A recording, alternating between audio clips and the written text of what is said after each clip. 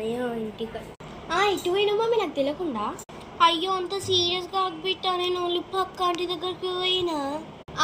సరే మమ్మీ. సరే బెట్ట, నేను కొంచెం నాకు చాలా పని ఉంది, నేను పోయేసి వస్తా ఓకేనా బయటికి. అయ్యో ఇప్పుడే మమ్మీ పక్క ఆంటీతో మాట్లాడుకోవడం, మళ్ళీ పోతావు బయటకు వద్దు అద్దా. సరే అయితే నీ ఇష్టం. సరే పోకు మమ్మీ మళ్ళా.